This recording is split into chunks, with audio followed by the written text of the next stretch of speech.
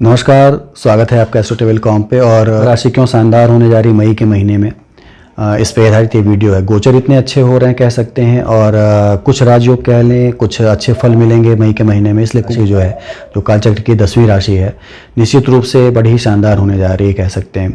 शनि इनका लॉर्ड होता है और शनि इनके खुद के घर में शशयोग बना के, हालांकि 7.5 में भी चल रहे हैं, ये मध्यम 7.5 है इनके ऊपर। तो और शुक्र को देख लें तो शुक्र इनके दसम का लॉर्ड होकर पंचम में स्वगृही बैठा है। ये भी एक राजयोग है, यानी केंद्र और त्रिकोण का एक योग जो होता है ये भी एक राजयोग में है। तो मई का महीना देखा जाए तो खास तौर से मकर राशि वालों के लिए एक शानदार होने जा रहा है। आइए देखते हैं कि किस तरह से गोचर जो है इनको अच्छे फल देने जा रहे हैं, किस तरह से इनको प्रभावित कर रहे हैं खास तौर से। तो देखा जाए तो शुक्र जो है वो 4 मई से लेकर 29 मई तक आपके पंचम भाव में रहेगा, खुद की राशि में यानी वृष राशि में रहेगा। बुध जो है वो 1 मई से लेकर 26 मई तक आपके पंचम भाव में रहेगा, और साथ ही सूर्य जो है वो 14 मई से लेकर 15 जून तक आपके पंचम भाव में रहेगा। तो पंचम भाव आपका चतुर्ग्रही योग बनाएगा। सूर्य हालांकि 14 मई तक जो है आपके मेष राशि में रहेगा, चतुर्थ भाव में और उच्च का रहेगा, लेकिन 14 मई से 15 जून ये वृष राशि में रहेगा और पंचम भाव में रहेगा। तो ये चीज़ें दिखा रहा है कि पंचम भाव विशेष रूप से प्रभावित है। और पंचम भाव जो है विद्या, बुद्धि, संतान, ये सारी चीज़ों का भाव होता है। लव मैरिज को कह लें या एक तरह से बच्चे होने को कह लें, ये सारी चीज़ें, कंपटीशन में सफलता को कह लें, ये सारी चीज़ें यहाँ पे देता है पंचम भाव। तो इतनी चीज़ें जो है गोचर में आ रही हैं। बाकी जो कह लें, शनि को कह लें, बृहस्पति को कह लें, राहु केतु को कह लें, ये सारे एज यूजुअल बने रहेंगे 1 साल तक के लिए। अभी फिलहाल अगले साल अप्रैल 2022 अप्रैल में इनका गोचर होगा। और उस पर पहले भी वीडियो बनती चली आई है कि शनि क्या फल देगा, बृहस्पति क्या फल देगा, तो उसको आप पीछे जाके देख सकते हैं। अभी भी इस पर परिचर्चा एक होगी थोड़ी। मंगल जो है वो भी इनके लिए पूरे मई भर, हालांकि 2 जून तक रहेगा गोचर उसका मंगल का, मिथुन राशि में इनके 6ठे भाव में। और जहाँ पे रहे कि मंगल पे भी वीडियो बनी हुई है कि मंगल जो है मकर राशि को क्या देने जा रहा है आने वाले समय में। तो इतने गोचर इनके हैं। और देखा जाए तो खास तौर से इनका जो पंचम भाव है प्रभावित है, और विद्या, बुद्धि, संतान के मामले में काफ़ी अच्छे फल यहाँ पे देगा। हालांकि संतान के मामले में थोड़ा दोष यहाँ पे है, सूर्य और राहु के साथ होने से, ग्रहण दोष लगने से एबॉर्ट होने के खतरे बढ़ जाते हैं कह सकते हैं आप, और कंसीव करने में देर होना कह सकते हैं। हस्बैंड और वाइफ की आपस की ये जो अंडरस्टैंडिंग है उसमें थोड़ा डिले होना कह सकते हैं, या उसमें एक दूरी बढ़ना और एक मनमुटाव होना, ये भी चीज़ें यहाँ पे देखने को मिलेंगी। लेकिन शुक्र का यहाँ पे होना और खुद की राशि में होना, बुध का यहाँ पे होना, खुद की सूर्य के साथ होना, बुद्धादित्य योग बना के, और साथ ही साथ लक्ष्मी योग बना के भी होना, ये चीज़ें दिखा रहा है कि बेहतरीन एक फल देगा यहाँ पे। और अच्छे चीज़ें आपको मिलेंगी। खास तौर से जो लोग बिजनेस कर रहे हैं, व्यापार कर रहे हैं शुक्र से रिलेटेड, उनको वो, और ऑर्नामेंट्स को कह लें या कपड़ों को कह लें, या कह लें फिल्म से संबंधित हैं, या फिर परफ्यूम कह लें, और सीरियल्स को कह लें, पिक्चरों से कह लें, जिससे भी संबंधित हैं, सभी में उनको बेहतरीन फल मिलने की उम्मीदें यहाँ पे बढ़ जाती हैं शुक्र के यहाँ पंचम भाव में, खुद की राशि में। चूँकि कर्मेश भी इनका और पंचम में चला गया है, तो ये अलग से राजयोग बना लेता है और निश्चित रूप से फलीभूत हो जाता है, फल बड़े अच्छे दे देता है। बुध जो है, आप यदि पंचम से रिलेटेड हो तो बुध के जो भी काम है, यानी ओरेटर हैं यदि आप, प्रीचर हैं यदि आप, और गणित से संबंधित हैं, ज्योतिष से संबंधित हैं कह सकते हैं, स्कूलों से संबंधित हैं, कोई स्कूल चलाते हैं, कोचिंग चलाते हैं, तो बड़े ही आशातीत फल मिलने की संभावना यहाँ बढ़ा देता है बुध यहाँ पे। और बुध जो है देखा जाए तो आपका भाग्य का लॉर्ड और पंचम में बैठा है, तो एक चीज़ इसमें भी काफ़ी अच्छी सुविधाएं देता है कि आपके भाग्य को भी बड़ा प्रबल करता है, और एजुकेशन से रिलेटेड फील्ड में आपको काफ़ी आगे तक लेके जाता है बुध।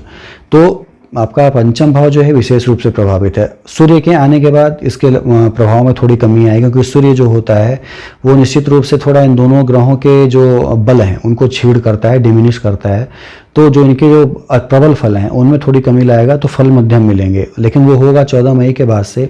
तो आपके पास 1 मई से लेकर 14 मई तक इतने अच्छे समय आपके पास हैं कि आप अपने प्रोजेक्ट को बना सकते हैं, उस पर एप्लीकेशन कर सकते हैं।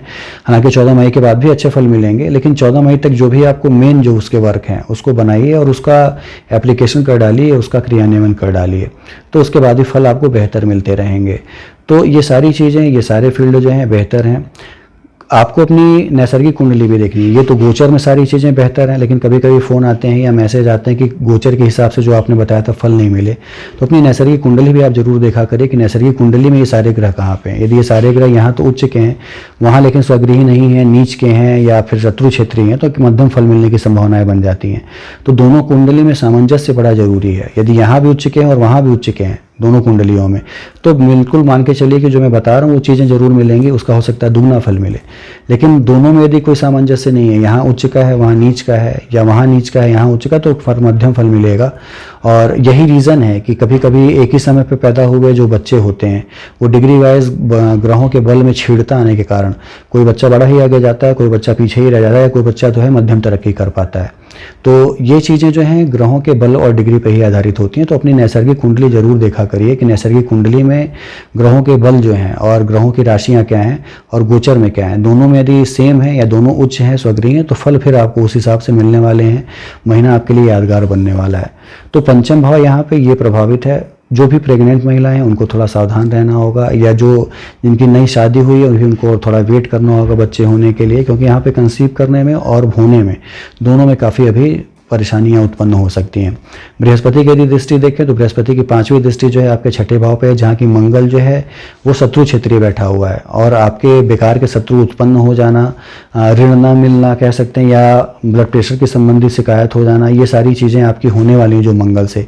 बृहस्पति उन दोषों का शमन कर सकता है, कह सकते हैं, बृहस्पति की 5वीं दृष्टि जो डाल रही है।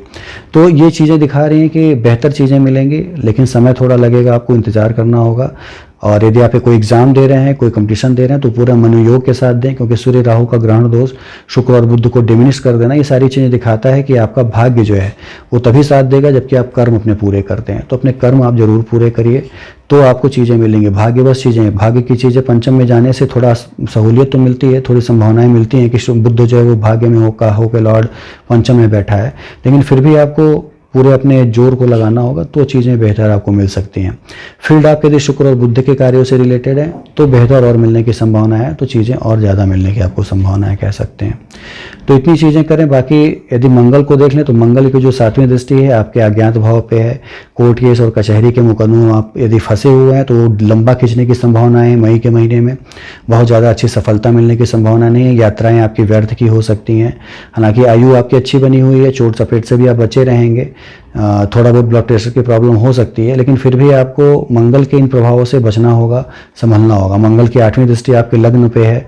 बेकार की चीज़ों में पड़ना, किसी दूसरे के झगड़े में कूदना, ये सारी चीज़ें आपको बंद करनी होंगी, नहीं तो फंसने की संभावनाएं थोड़ी बढ़ जाती हैं कोर्ट केस कचहरी के मुकदमों में, और आपके शरीर के लिए भी ये हानिकारक हो सकती हैं। तो इन सब चीज़ों से बचें। बाकी पूजा आराधना करनी है तो मंगल और शनि के दोषों का शमन कराएं।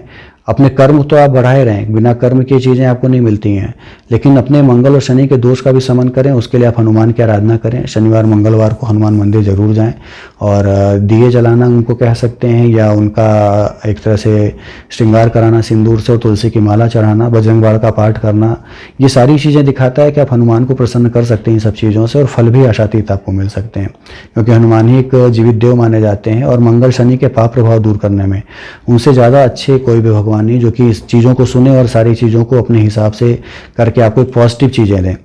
तो हनुमान की आराधना करिए, और जाइए यहाँ पे नैसर्गिक कुंडली को भी जरूर मिला लीजिए। मेहनत अपनी पूरी करिएगा तो पढ़ाई लिखाई से संबंधित चीज़ों में सफलता मिलेगी। नौकरी पेशा लोगों के लिए ज़्यादा अच्छा गोचर है, कह सकते हैं, क्योंकि नौकरी पेशा जो हैं वो दसम भाव से देखते हैं, और दसम भाव का लॉर्ड पंचम में आने का मतलब आपकी नौकरी पेशा से संबंधित लोगों के लिए ज़्यादा अच्छा है। बिजनेस से संबंधित लोगों के लिए थोड़ा न्यून फल है, या थोड़ा मध्यम फल कह सकते हैं इस महीने में, मई के महीने में। तो ये सारी चीज़ें करें, नैसर्गिक कुंडली अपनी जरूर मिलाएं, और बाकी पूजा पाठ जरूर करते रहें। बाकी आपकी वीडियो यदि आपको समझ में नहीं आता है कि चीज़ें कैसे हैं या आपकी कुंडली में किस तरह से हैं और इस कुंडली गोचर कुंडली में कैसे हैं, तो अपनी चीज़ें नंबर पर पूछ सकते हैं। बाकी वीडियो कैसी लगी लाइक और कमेंट भी आप कर सकते हैं, और आपके सवाल हैं तो पूछ सकते हैं आप, समय के हिसाब से उसके उत्तर आपको दे दिए जाएंगे। धन्यवाद।